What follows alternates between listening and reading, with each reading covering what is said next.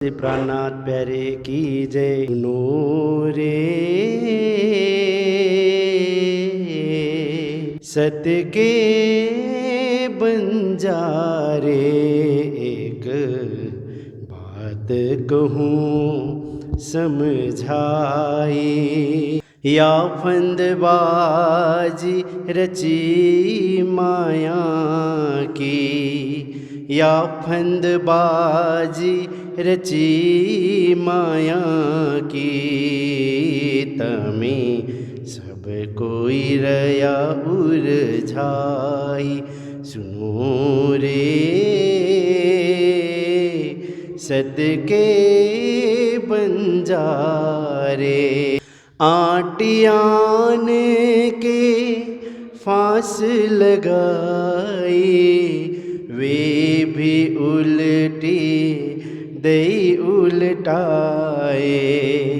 आटियान के फांस लगाई, वे भी उल्टी दे उल्टाए। बंद पर बंद दी ये विद विद के, बंद पर बंद दी ये विद विद के। सो खोल की नाहु न जाई। एक बात कहूँ समझाई। सुनो रे सत्य के बंजारे। 14 भवन लग ये ही अंधेरी, झूठ को खेल झूठाई। 14 भवन लग ये ही अंधेरी, झूठ को खेल झूठाई। प्रगटनास व्यास पुकारे, प्रगटनास व्यास पुकारे। सुखदेव साख पुराई। एक बात कहूँ समझाई। सुनो रे सत्य के बंजारे। लोक लाज मर्यादा छोड़ी, तब ज्ञान की पदवी पाई। लोक लाज मर्यादा छोड़ी, तब ज्ञान की पदवी पाई। एक आग जो छोटी बुझाई, एक आग जो छोटी बुझाई। दूजी मोटी लगाई। एक बात कहूँ समझाई। सुनो रे सत्य के बंजारे। कोट सेवक करो नाम निकालो, इष्ट चलाओ बढ़ाई। कोट सेवक करो नाम निकालो, इष्ट चलाओ बढ़ाई। सेवा कराओ सत्य गुरु कहलाओ, सेवा कराओ सत्य गुरु कहलाओ। पर अलख न देव लखाई। एक बात कहूँ समझाई। सुनो रे सत्य के बंजारे। महमत कहे सब चेत होइयो, मिला है अंकुर आई। झूठी छूटे साँच पाए, झूठी छूटे साँच पाए, सतगुरु लिए रिलझाए। एक बात कहूँ समझाई, सुनो रे सत के बंजारे। बोलो श्री प्राणनाथ प्यारे की जय। दुख सब सुपनो होए गयो, अखंड सुख भोर भयो। मामत खेले अपने लालसों, जो अक्षरातीत कहो, जो अक्षरातीत कहो।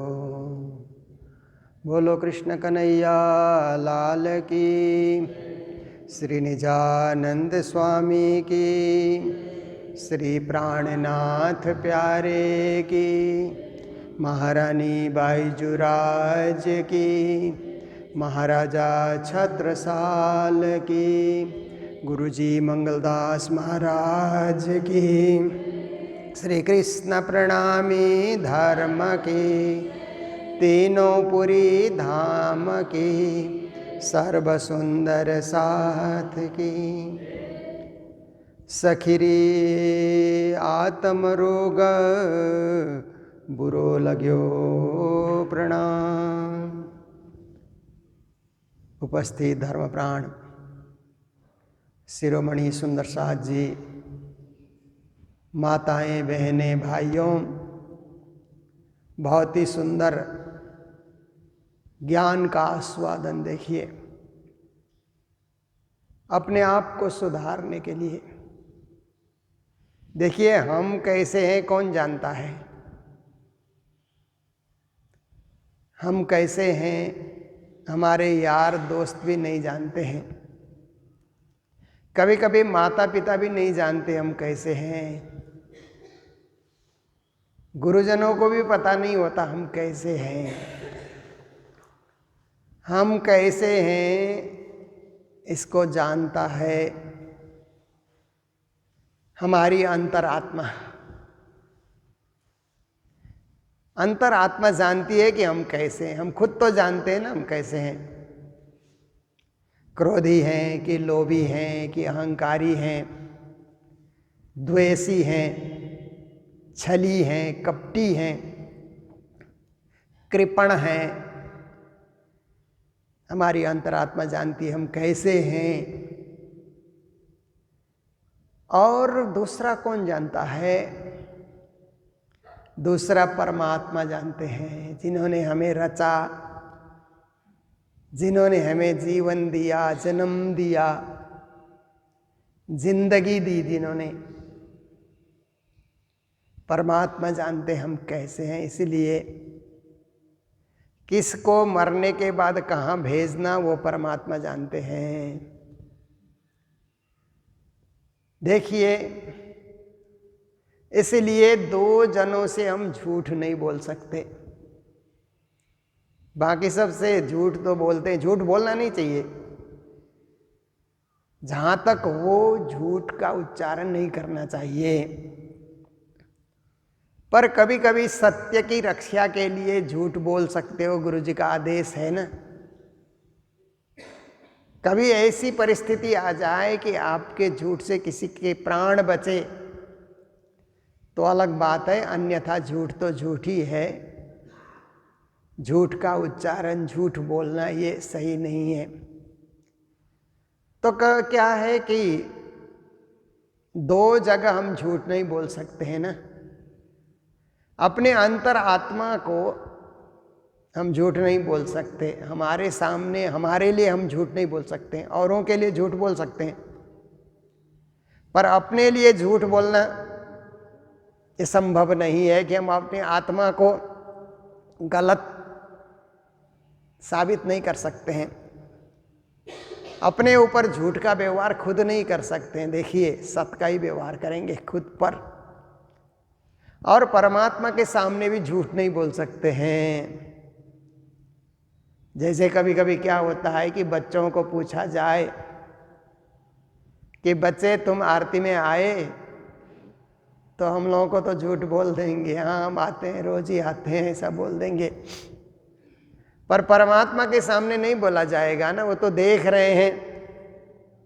हम लोग तो जब बाहर यात्रा में जाएंगे तो नहीं देखेंगे, इसलिए बच्चों को लगता है उन्होंने नहीं देखा है, चलो झूठ बोल देते हैं। पर परमात्मा तो साक्षी है ना, सर्व साक्षी, सर्वांतर्यामी कहते हैं ना, सर्वेश्वर सर्वांतर्यामी सर्व साक्षी। ऐसे परब्रह्म परमात्मा तो जानते हैं कि आप झूठ बोल रहे हैं, और झूठ मूठ के सहारे परमधाम जाएंगे ऐसा भी संभव नहीं है कि आप कहेंगे हमने भक्ति की है, भक्ति की है, निज नाम का जाप किया है, मेर सागर का पाठ किया है, राज्य आपको याद किया है। कितना याद किया है सो तो राज्य जानते हैं ना, परमात्मा जानते हैं। हमारे हट से कुछ नहीं होगा, वो जानते हैं हमारे दिल की बात। तन की जाने मन की जाने, जाने दिल की चोरी, उन साहिब से कुछ नहीं छुपता जिनके हाथ में डोरी। देखिए दोहे का प्रयोग कभी कभी होता है, पर मैं जब पूर्ण रूप से आश्रम में आया तो मुझे 200 दोहे याद थे उस समय। एक यहाँ पर चमन भाई करके पंजाबी सुंदर साथ थे, सतना से आए हुए थे, चमन लाल मिड्डा उनका नाम था, गुरु जी के परम भक्त। तो शाम को दोहे सिखाते थे सबको, तो 200 दोहे उन्होंने याद कराए थे। कभी कभी उसका प्रयोग होता है। तो देखिए तन की जानना, मन की जानना, दिल की चोरी को जानना कितनी बड़ी बात है। परमात्मा को सब कुछ पता होता है, यह हमारी अंतरात्मा को पता होता है हमारे तन में क्या गुजर रहा है। जैसे हमारे शरीर में कोई कष्ट गुजर रहा है तो हमारी आत्मा जानती है ना। लोग तो तब जानेंगे जब बताएंगे, नहीं तो लोगों को पता नहीं लगेगा। लोग सोचेंगे आप ठीक ठाक ही हैं। जब आप बताएंगे कि मेरे को बहुत बुखार है तो लोग कहेंगे अच्छा। नहीं तो आपकी अंतरात्मा तो जानती है आपको बुखार है, तन की बात जानती है या परमात्मा जानते हैं।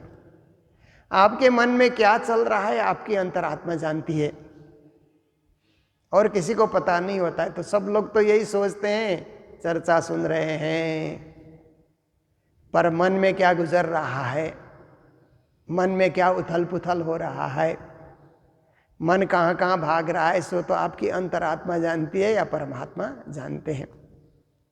और दिल के अंतर्गत कोई चोरी छुपी बात आपने रखी हो, सो भी आपकी अंतरात्मा जानती है या परमात्मा जानते हैं। कभी कभी कोई बात ऐसी होती है ना, हम किसी को बताते ही नहीं। कौन सी बात नहीं बताते हैं कि आपके पास कितना पैसा है, वो किसी को आप नहीं बताते हैं। बाकी और बात तो आप बता देंगे, पर कोई नहीं बताएगा। पति भी पत्नी को नहीं बताएगा, पत्नी भी पति को नहीं बताती है, बाप भी बेटे को नहीं बताता है, बेटा भी बाप को नहीं। देखिए यार दोस्त बहुत होते हैं, पर कितना पैसा है अपने पास किसी, देखिए उसको हम छुपा करके रखते हैं। कुछ कुछ चीज़ें, ये तो एक उदाहरण मैंने दिया, पर कुछ कुछ चीज़ें ऐसी होती है कि किसी को बताया ही नहीं जाता, अपने लिए रखा जाता है। पर अंतरात्मा तो जानती है आपकी, और परमात्मा भी जानते हैं। इसलिए दो साक्षी हो गए, हमारे कर्म के साक्षी दो हो गए। तो कर्म के साक्षी भी कोई है ऐसा सोच करके शुभ कर्म करना चाहिए। जैसे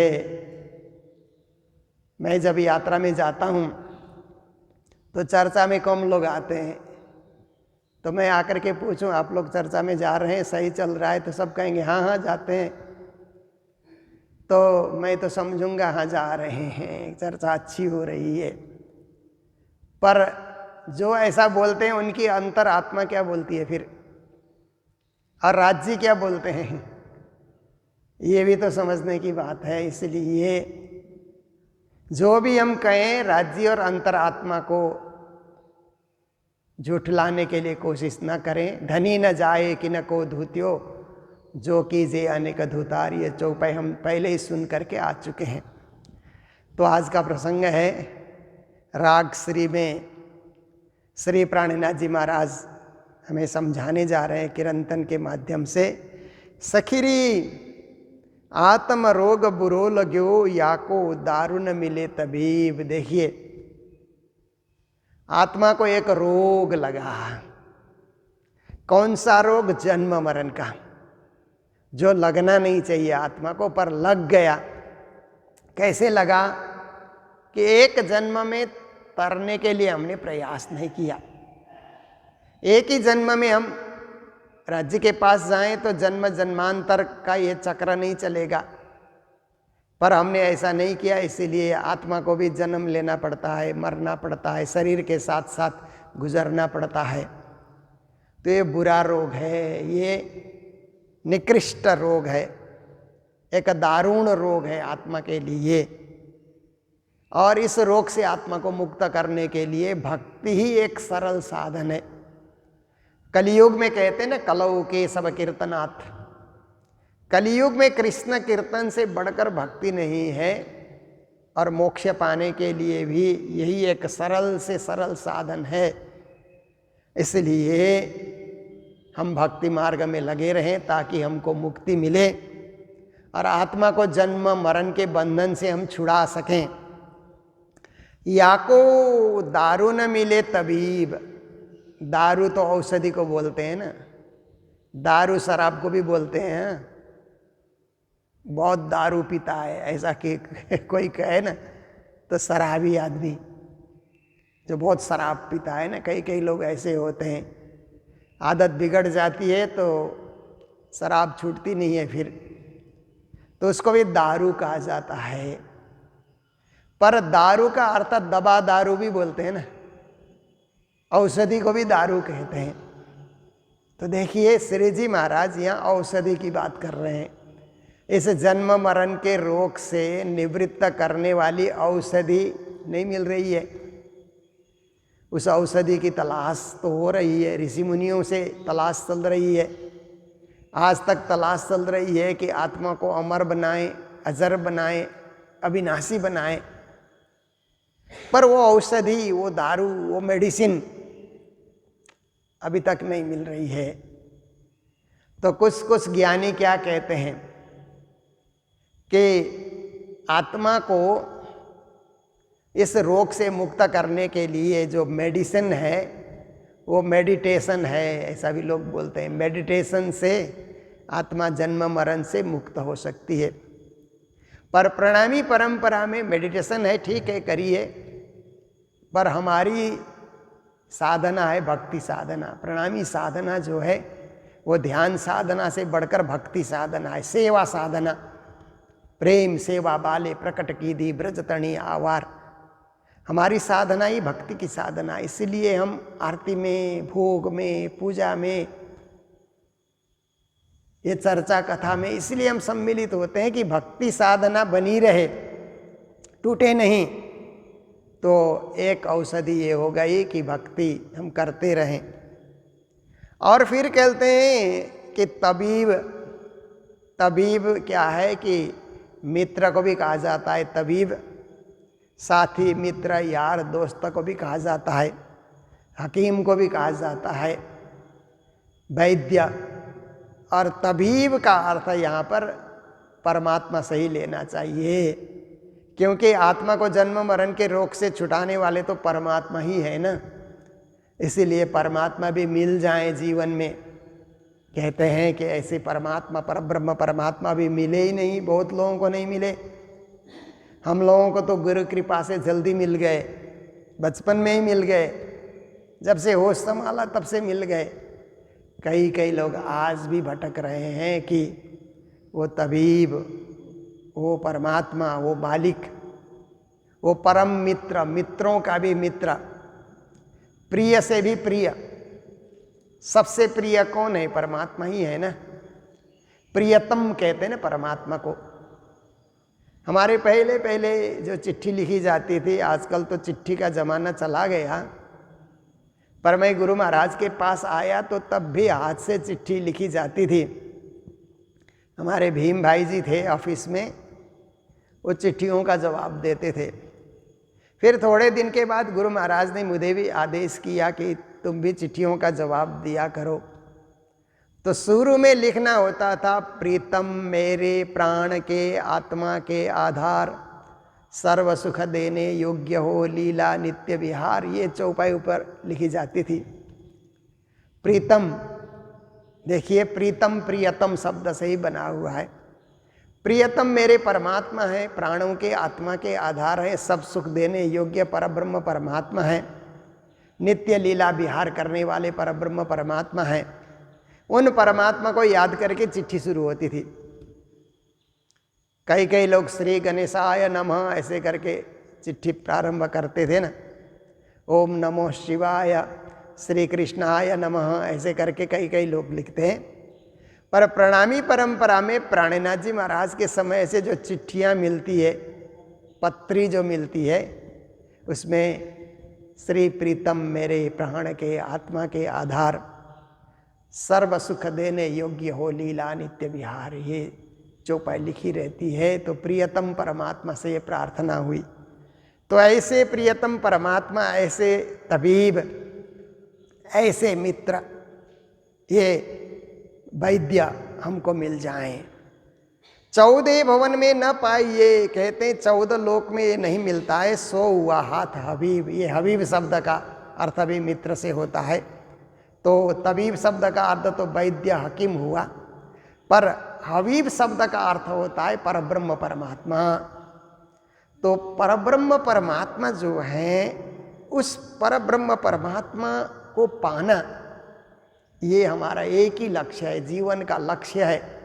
मोक्ष पाना जीवन का लक्ष्य है, परमात्मा को पाना। मात्र मोक्ष कहने से तो शून्य का भी मोक्ष मिल जाएगा, निराकार का भी मोक्ष मिल जाएगा, पर हमें मोक्ष चाहिए परम धाम का, परब्रह्म परमात्मा के चरणार बिंद का हमें मोक्ष चाहिए। इसलिए उस हबीब को, उस परब्रह्म परमात्मा को तबीब के माध्यम से, तबीब वैद्य है, तबीब गुरु को भी कहा जाता है, गुरु के माध्यम से परमात्मा की खोज होती है ना। इसलिए श्री जी ने कहा, रे तुम खोजो रे साधु, खोज बड़ी संसार, खोजत खोजत सतगुरु पाइये, सतगुरु संग करतार। खोजी करो, संसार में खोजी करने से क्या नहीं मिलता। जिन खोजा तिन पाइया, गहरा पानी पैठ, कहते हैं ना। खोजी करने वाले जल में से भी मोती चुन चुन करके निकालते हैं। देखिए, और कई कई लोग बगुले जैसे लोग होंगे तो मछली पाते हैं। समुद्र में 2 चीज़ें हैं ना, मोती भी है, मछली भी है। ऊपर ऊपर खोजी करने वाले मछली चुनते हैं और नीचे गहराई में जाने वाले मोती चुन करके लाते हैं। तो ऐसे ही ज्ञान की गहराई में हम लोग डूब सकें तो परम धाम की प्राप्ति हो सकती है, परम धाम को निकाल सकते हैं ढूंढ करके।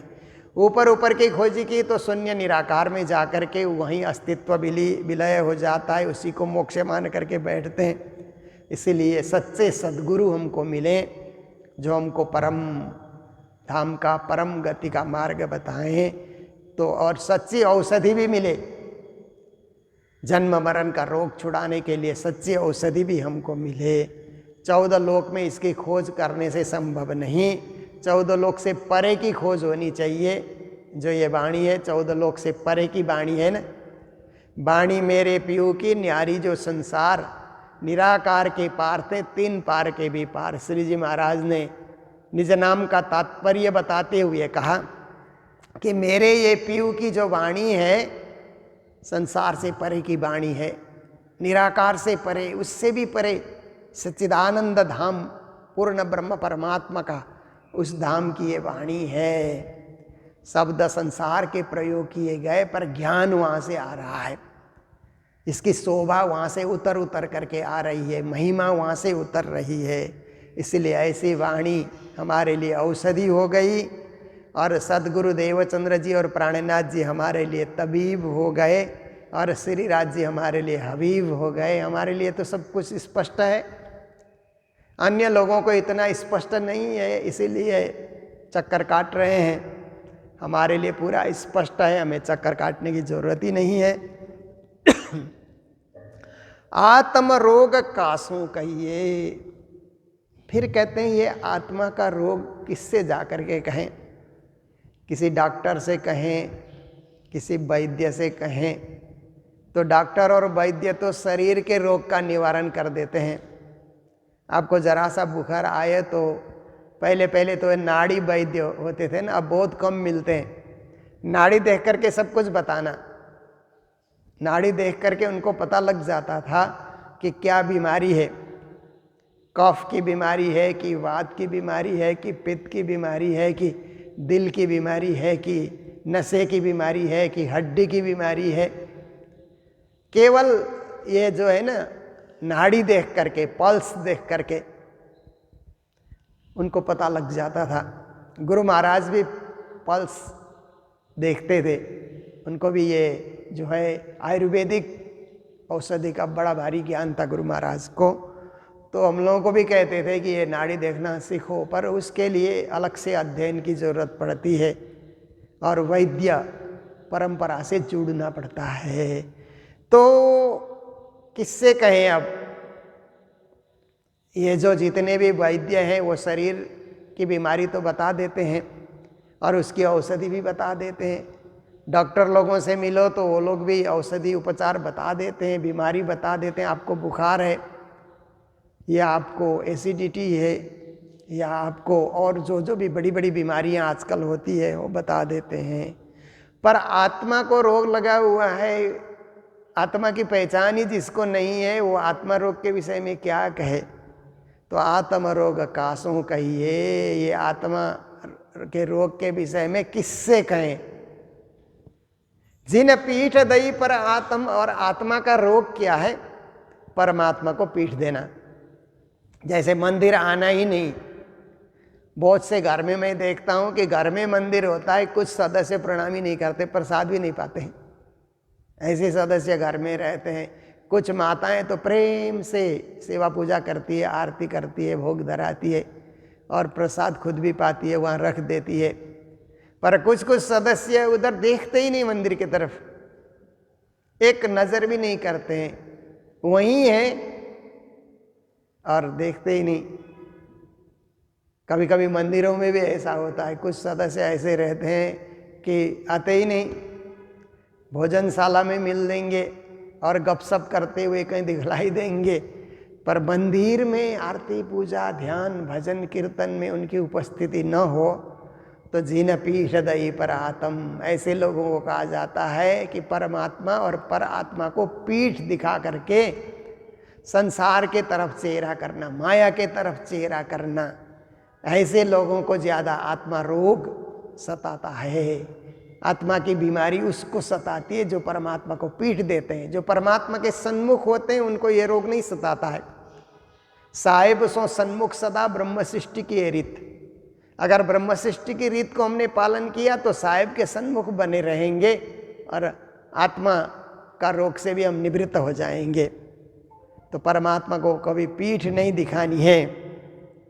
ये रोग क्यों ये ना मिटे? कहते हैं ये रोग कभी मिटने वाला रोग नहीं है, ये दारुण रोग है, बहुत ही कष्टप्रद रोग है। जो लोग देखे ना मुख ब्रह्म, जब तक पर ब्रह्म परमात्मा का मुख, ब्रह्म का मुख हम नहीं देखेंगे, ब्रह्म का सानिध्य हम नहीं पाएंगे, तब तक ये रोग मिटने वाला नहीं है। परंतु रोग नहीं मिटने वाला है ऐसा करके निराश भी नहीं होना है। एक न एक रोज रोग मिट जाएगा। आप अगर रोग मिटाने की सोच लेकर के आप चलेंगे और ऐसे सच्चे सद्गुरु के चरणों में जाएंगे, परब्रह्म परमात्मा के चरणों में जाएंगे, तो अवश्य ये जन्म मृत्यु का रोग मिट जाएगा और आत्मा इससे निवृत्त हो जाएगी। आत्मा भी निरोग बनेगी, आत्मा को भी आरोग्य मिलेगा और आत्मा भी शांति से अपने पर आत्मा की ओर अग्रसर होगी। ऐसा सुंदर ज्ञान श्री प्राणनाथ जी महाराज हमें वाणी के माध्यम से प्रदान कर रहे हैं। आज का भी समय हो चुका है। आज के दिन मंगलधाम में बिहार बक्सर निवासी पार्वती देवी जी ने अपने पति सुभाष चंद्र प्रसाद, जिनका धामगमन हो चुका है, तो उनके धाम गमन की तिथि पर पारायण और भंडारे की सेवा है। तो पारायण जो सप्ताह चलता है हम लोगों का वो चलेगा और भंडारे की सेवा भी है। तो मैं सुभाष चंद्र प्रसाद जी को श्रद्धांजलि व्यक्त करते हुए पार्वती देवी जी और सपरिवार जो बक्सर में रहते हैं सुंदर साथ, उनको भी मंगलधाम की ओर से मंगल कामना व्यक्त करता हूँ। राज्य सबको सुख शांति से रखें और सबका जीवन मंगलमय बने। तो इन्हीं शब्दों के साथ आइए चौपाई दोहराते हुए प्रसंग को विराम देते हैं। बोलो सतगुरु महाराज की, श्री प्राणनाथ प्यारे की, सर्व सुंदर साथ की। आत्मा रोग कासों कहिए, जिना पीठ दई पर आत्मा। ए रोग क्यों ये ना मिटे, जो लो देखे ना मुख ब्रह्मा। जो लो देखे ना मुख ब्रह्मा। बोलो श्री प्राणनाथ प्यारे की, श्री धाम के धनी की। प्रणाम।